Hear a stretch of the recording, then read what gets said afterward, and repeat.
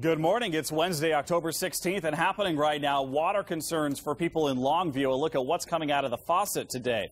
And authorities get a hold of a potential witness who may know something about the murder of a Gresham mother, what we've learned this morning. Plus, women in the Senate are being praised for their leadership as lawmakers get closer to making a bipartisan deal to end the government shutdown. Those stories and much more. But first, Riley has a look at our forecast. Hey, good morning, everyone. We are going to start off this morning with some mid to high level clouds in the area, and our temperatures right around 43 degrees.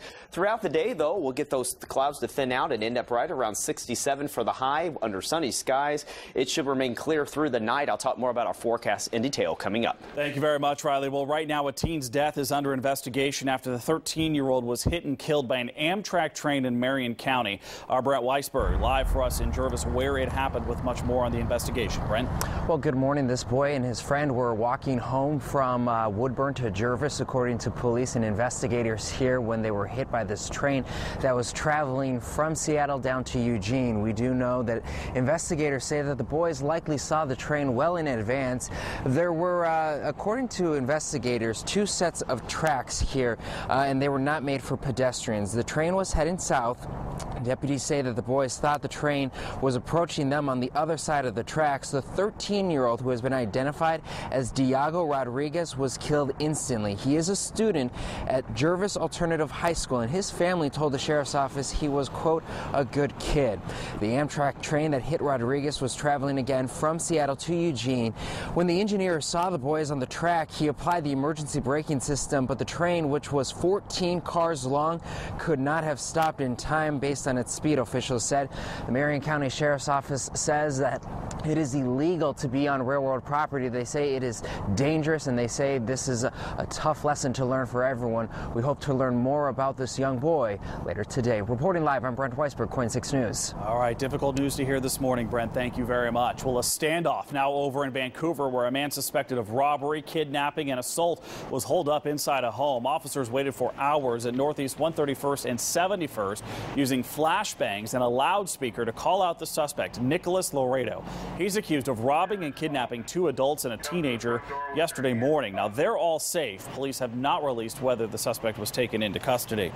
And right now, neighbors in one Longview community demanding changes after months of dealing with dark brown water. Residents say it's not humane and it's making some sick. The city, however, says it's safe to drink. Longview's utilities manager blames the discoloration on aging water mains and a change in water source from the Cowlitz River to an aquifer. The city has been flushing out the water, and officials say they've seen improvements, but residents aren't convinced. I think it's baloney. My family takes turns on the toilet round the clock. It's horrible. We're sick to our stomachs. Now, there is no boil order in place since the city insists the water is safe to drink. 5:33, time now to check in with Carly Kennelly and a look at our commute. Good morning, Carly. Good morning. Off to a great start right now for this Wednesday morning. Let's take a look at the drive-in. This is the I-84 westbound commute. 8 minutes only, and from I-205, a shot there at 82nd to show you it's smooth sailing right now. Highway 26 is the same way, with traffic moving nonstop in from Hillsborough. That's at Bethany. I-5 at Marine Drive, not bad at all. Very nice and light there as you drive in from Vancouver. I-5 northbound is also clear in from I-205, so a look there in the Tualatin area. Now over to I-205 at Foster. Northbound and southbound both up to speed for the whole stretch of I-205, and 217 is an 8-minute drive in either direction. You're looking at 217 at Allen. Thank you very much, Carly. This morning, women senators are being credited for their effort to end the government shutdown and avert a default. Of the 13 senators on a bipartisan committee who worked on the deal framework, about half are women, even though women only make up 20% of the Senate. In fact, Republican Senator Susan Collins of Maine crafted the budget plan that became the center for the first tentative deal. Now, aides for Senate leaders say they are optimistic they will come out with a deal today. Now, the forecast with KOIN 6 meteorologist Riley O'Connor. Hey, good Wednesday morning, everyone. Here's a live look outside. We have been mostly clear here in Portland, 45 degrees, and our winds are calm right now. As we look at the commute, though, it's chilly out towards Hillsborough, 39 degrees with a little light fog, 200 mostly clear skies. As we advance into Beaverton, right around 43 degrees, staying mostly clear. Portland and Vancouver mostly clear right now into the low to mid 40s, and even out towards Troutdale right now at 41. Now, we have been seeing some high clouds move through the area with this weak frontal system that's moved through. Out towards the coast, though, still looking at some low clouds and some fog, even some patchy drizzle reported out towards the Astoria area this morning. Some of these may work their way down the Columbia River. I'll watch them closely. So again, some mid to high level clouds possible this morning, and then we'll see them thin out today. We'll start off in the lower 30s, 56 for your lunch hour. By the time the kids head home from school today, right around 64 degrees, and our high at 67. We're going to keep this type of weather in the forecast for the next 7 days. I'll talk about our temperatures coming up here in just a few minutes. Chad? All right, thank you very much, Riley. 5:35 and still to come, an arrest is made after 2 dry ice explosions at Los Angeles International Airport. What we know about that suspect as of this morning. Plus, a Memphis home turns into an inferno, how 2 officers ended up with gunshot wounds. We've got the very latest details there for you. And a live look outside on this Wednesday morning. Thanks for waking up and joining us right here on KOIN 6. We're back in just a moment.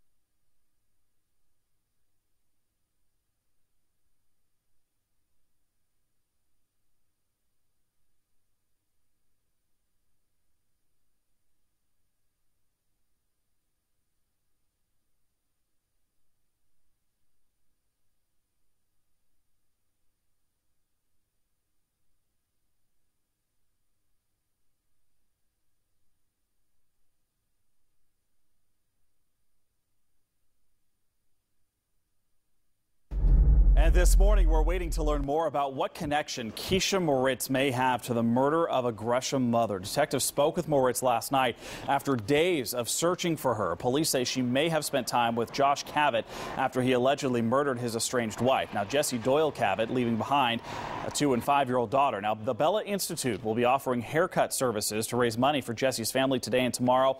All proceeds will be donated to the Doyle family. An airport employee is behind bars this morning on $1 million bail, arrested in connection to dry ice explosions at Los Angeles International Airport. We've been telling you about these this week. Authorities say 28-year-old DeCarlo Bennett took the dry ice from a plane and placed it in an employee restroom Sunday night and on a tarmac outside the international terminal. Now, no one was hurt in either explosion, but it did force some delays. Police don't believe those blasts were an act of terror. 2 Tennessee police officers are expected to recover after authorities say a man shot them and then barricaded himself inside this home that was completely engulfed in flames. Police say Aaron Dumas opened fire on the officers who were trying to arrest him on attempted murder charges. Dumas was later found dead inside the charred debris of the home. Police say before the fire, Dumas held police at bay for hours and refused to negotiate. An Astoria woman accused of going on a rampage with a screwdriver expected in court today. Yesterday's incident all caught on camera. You can see her running toward a patrol car here. She's accused of gouging the car with a screwdriver and attacking 2 officers. Police say they responded to the scene on West Marine Drive after getting reports there was a woman yelling at passing cars. They eventually had to take her into custody at gunpoint.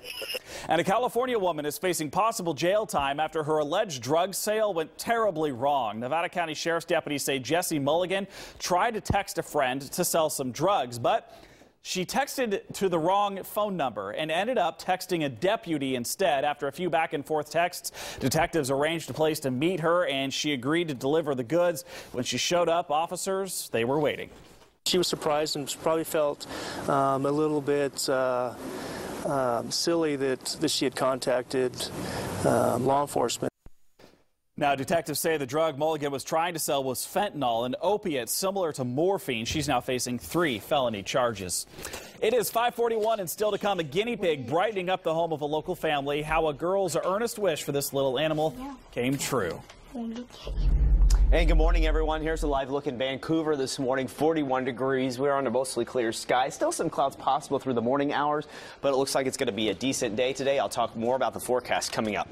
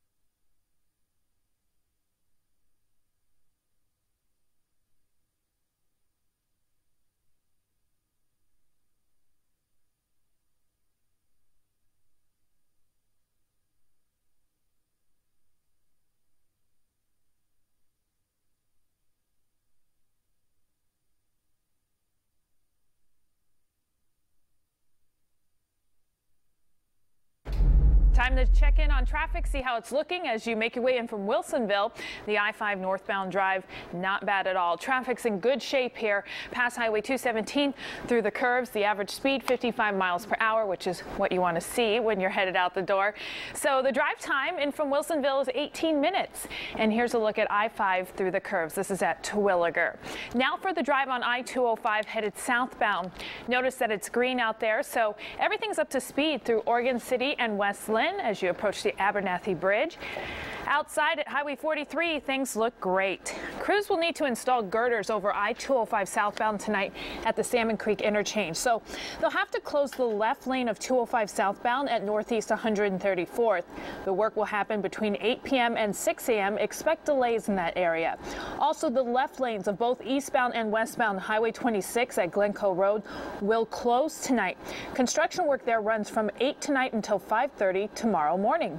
Thank you very much, Carly. Well, more than 140 people have died in a strong earthquake in the Philippines. That 7.2 quake hit the island of Bohol. We were telling you about this yesterday. Searchers, though, have pulled 3 people out of the rubble alive.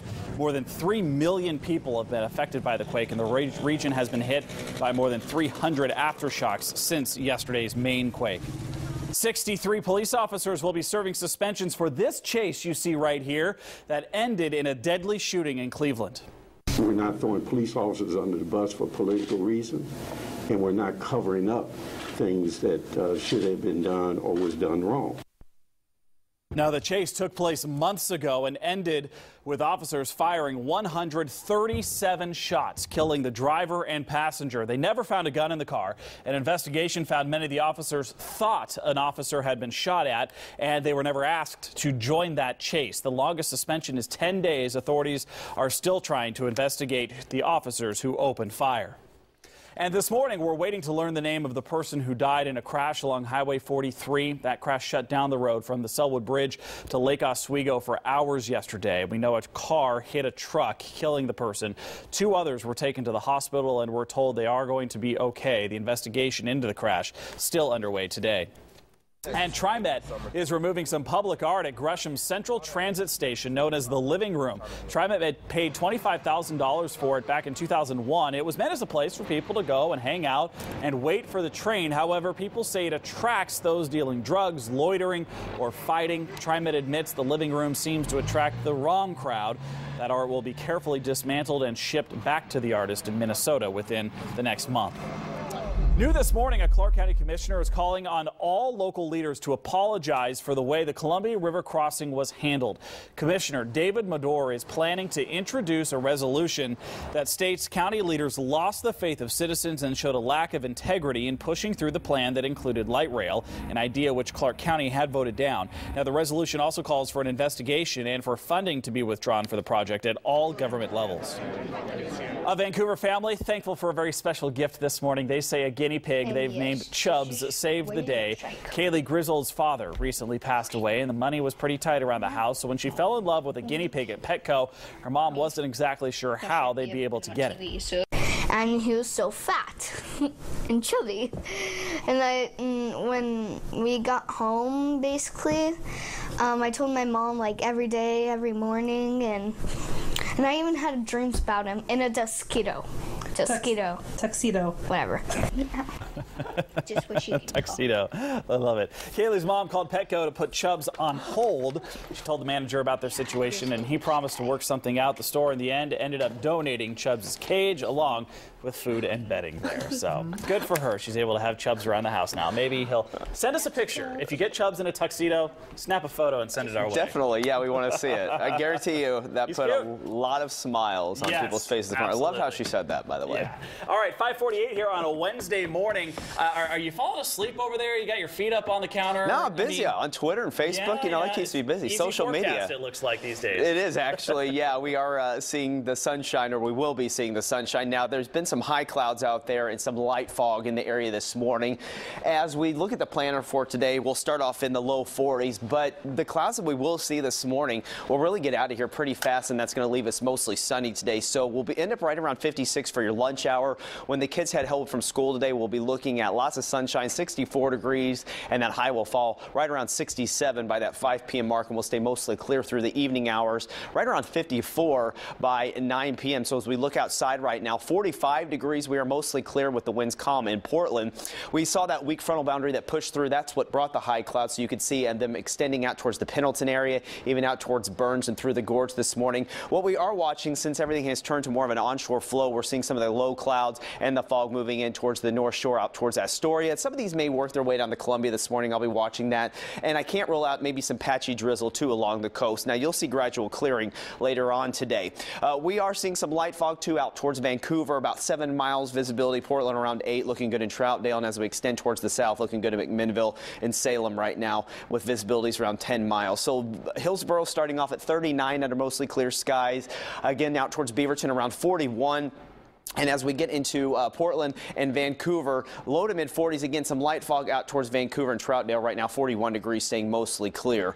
Temperature-wise, starting off in the upper 30s to the low 40s for all of us. Westland right now, 46 degrees being one of the warmer spots, 44 in Eastmoreland, and out towards the coast, anywhere from the upper 30s to the mid 40s in Astoria, and 42 degrees for you in Salem this morning. So as we look at the rain and cloud forecast for today, not much to talk about, and the reason why is because we have that ridge of high pressure over the area, and that is going to keep us really dry. And looking at the extended models, I mean, we're not really having anything significant coming in towards the end of the month. So we'll have to watch this closely. Of course, things can change, but it does look like it might be a pretty dry end to the end of the month. So as we look at the rain and cloud forecast for today, again, those who see the morning clouds and fog this morning should get out of here. We'll stay mostly sunny today. Right around 6 p.m. will be a bright commute home for you. Tomorrow morning, I do think that we could see some patchy fog in the morning through about 10 a.m. and then we'll stay mostly sunny through the day. In fact, look at the rain and cloud forecast. I'm just going to step out of frame. Nothing at all to talk about. 64 in Seaside for today, around 68 in Salem. The passing high clouds through the morning,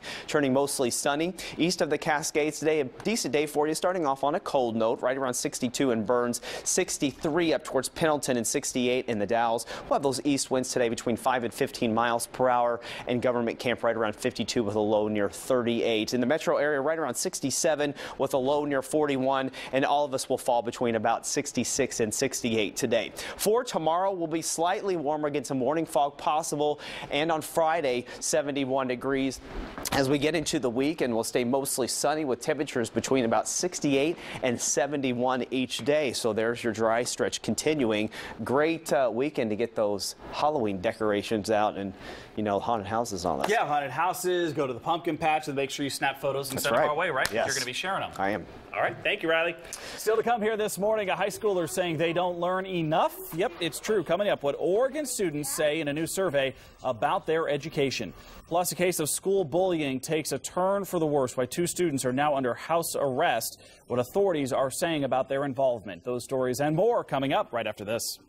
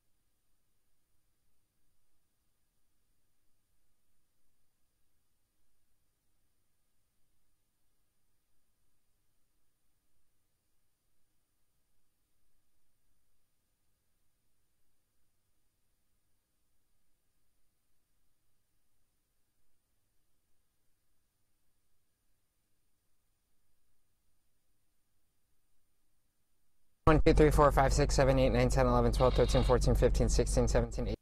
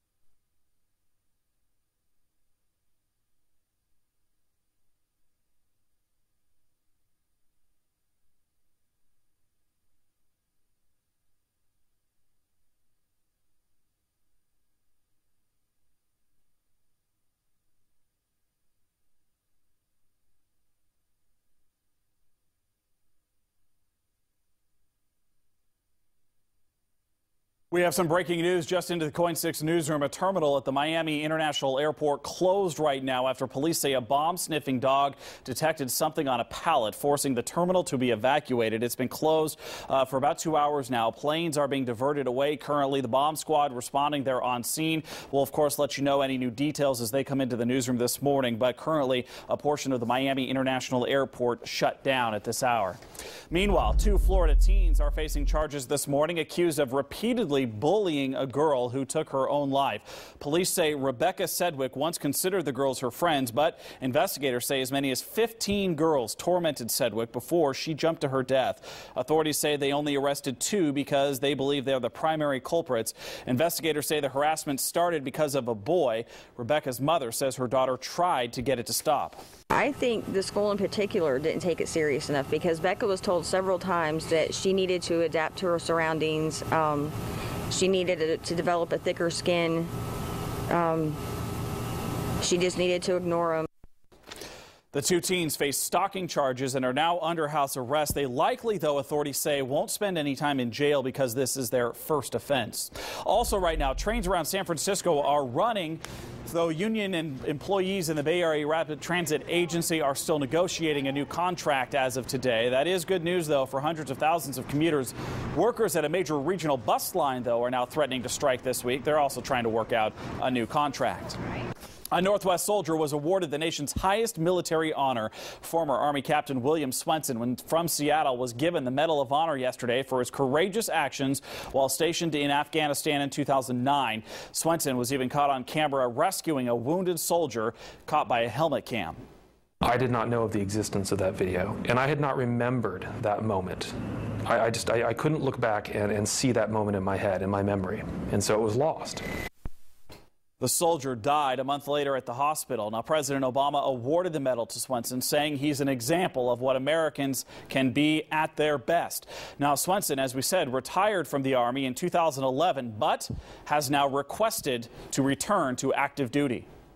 Right now, the U.S. AAA credit rating is being reviewed by the Fitch credit rating agency. It says it could get downgraded as the looming deadline to raise the nation's borrowing limit nears. The agency will conclude its review in about 6 months, but for now, U.S. credit is on a ratings watch negative. Now, Fitch is one of 3 U.S. credit rating agencies. And you may think teenagers don't necessarily care much about how they learn in school, but a new survey is showing otherwise. Nonprofit advocacy group, the Chalkboard Project, just released the survey of 200 Oregon high school students. It shows 45% say they learn too little in public schools in the state. 77%, meanwhile, say they also favor a new system to base teacher salary on performance rather than seniority. It is just before 5:58, and coming up in just 90 seconds, a KOIN investigation uncovered the story of nurses who say they've been cheated out of overtime pay. Now we've uncovered documents that say it happened to other employees at Providence as well. Our investigation coming up for you new at 6 o'clock. And a scare in the air, some tense moments in the cabin all caught on camera. We're going to hear from the passengers on board.